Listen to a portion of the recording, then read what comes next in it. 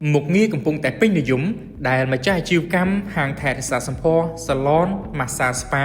ប្រើប្រាស់ជាប្រចាំ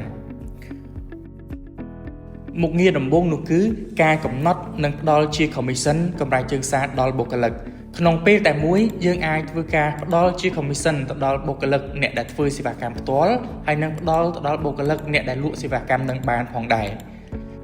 ហើយ system វានឹងកណនាអូតូម៉ាទិកទៅដល់បុគ្គលិករបស់យើងម្នាក់ៗថាតើគាត់ធ្វើសេវាកម្មសរុបបាន commission ប្រមាណហើយគាត់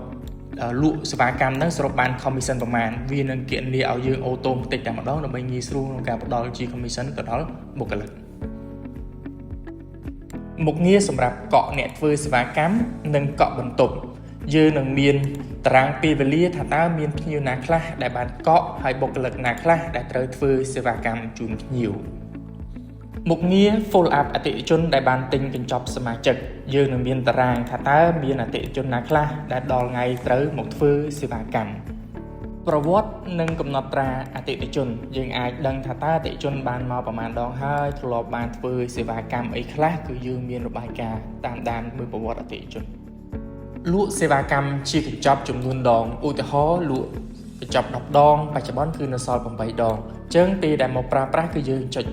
ប្រើប្រាស់កញ្ចប់របស់យើងបានទិញនេះគឺយើងឃើញថាបានប្រើប្រាស់ប្រមាណដងហើយនៅសល់ប្រមាណដងទៀត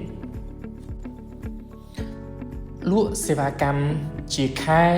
ឬជាឆ្នាំឧទាហរណ៍យើងលក់1ឆ្នាំអញ្ចឹងក្នុងរយៈពេល1ឆ្នាំមកប្រើប្រាស់ប្រមាណដងក៏បានដែរអត់កំណត់ទេគឺយើងប្រៀបធៀបទៅលើថ្ងៃផុតកំណត់នៅពេលដែលយើងផុតកំណត់គឺយើងប្រើប្រាស់លេងបាន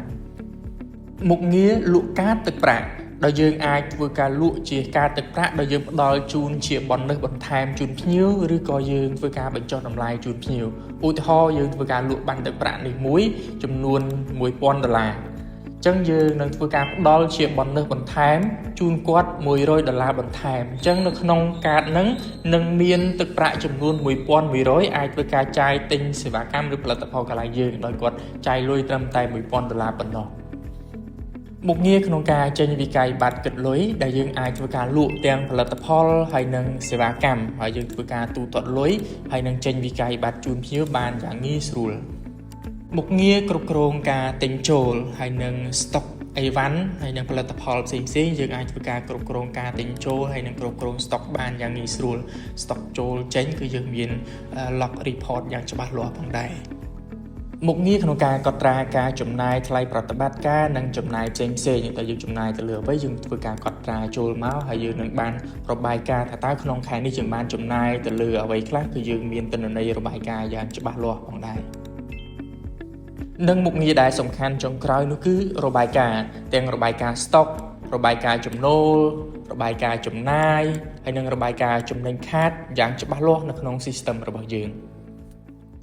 បងប្អូនដែលមានតម្រូវការប្រព័ន្ធគ្រប់គ្រងនេះសូមតាក់ទងមកកាន់ POS Cambodia សូមអរគុណ